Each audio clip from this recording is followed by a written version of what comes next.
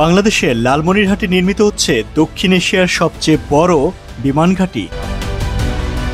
শুধু তাই নয়, এখানে নির্মাণ করা হচ্ছে যুদ্ধবিমান ও ক্ষেপণাস্ত্র তৈরির বিশাল কারখানা। এমনকি যুদ্ধের ময়দান কাঁপানো বিশ্বের অত্যাধুনিক সব ড্রোন তৈরি ও সংযোজন হবে এই লালমনিরহাটের বাংলাদেশ অ্যারোস্পেস গ্রুপ অব ইন্ডাস্ট্রিজে।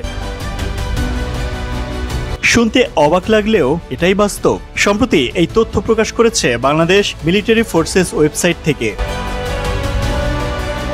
চীন, পাকিস্তান ও তুরস্কের সহযোগিতায় অত্যাধুনিক এই যুদ্ধবিমান কারখানার বিস্তারিত তুলে ধরা হয়েছে এখানে।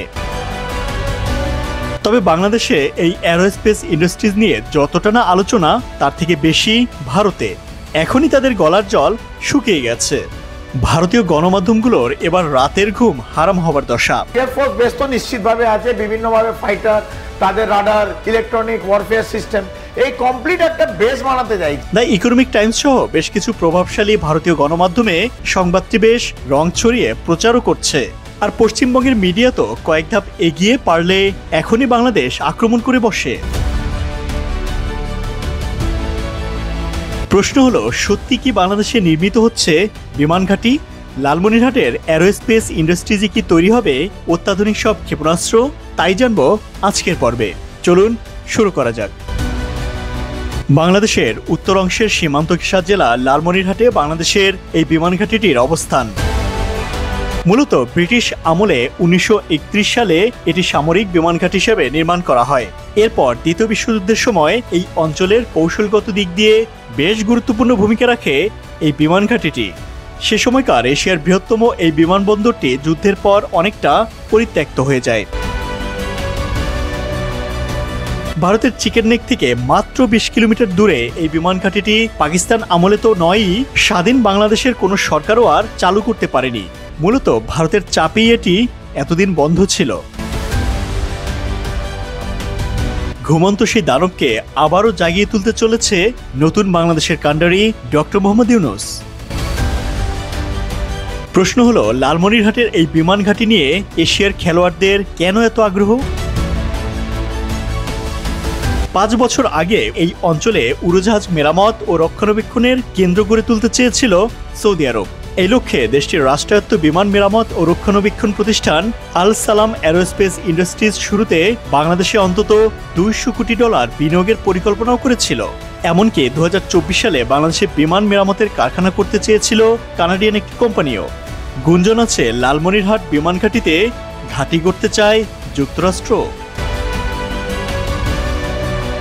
কিন্তু লালমনিরহাট নিয়ে সকল পরিকল্পনা ও চেষ্টা বরাবরই হাওয়ায় মিলিয়ে যায় অদৃশ্য কোনো কারণে।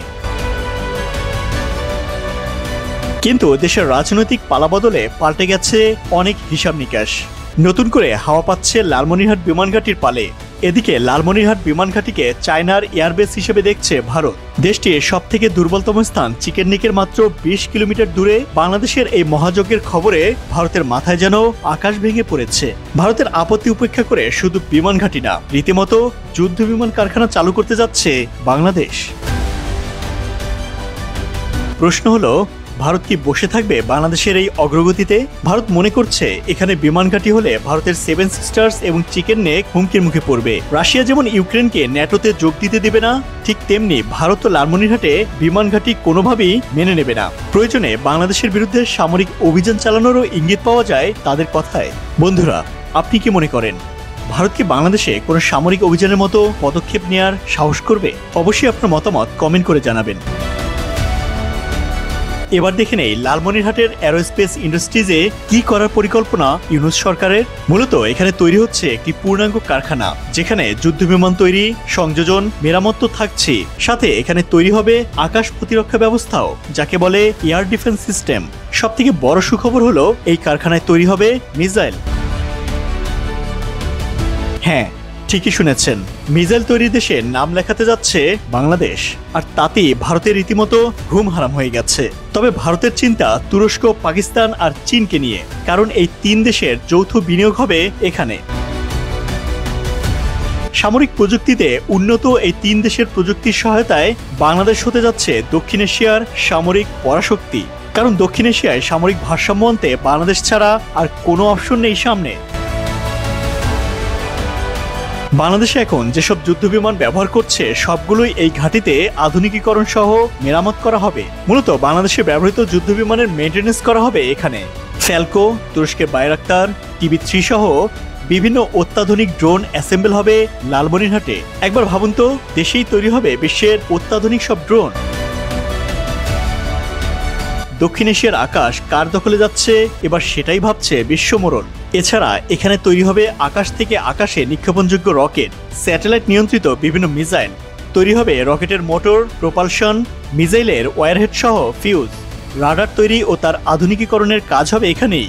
সবথেকে বড় খবর, এখানে তৈরি ও সংযোজন হবে মিসাইল, থাকবে তার টেস্ট ফেসিলিটিও।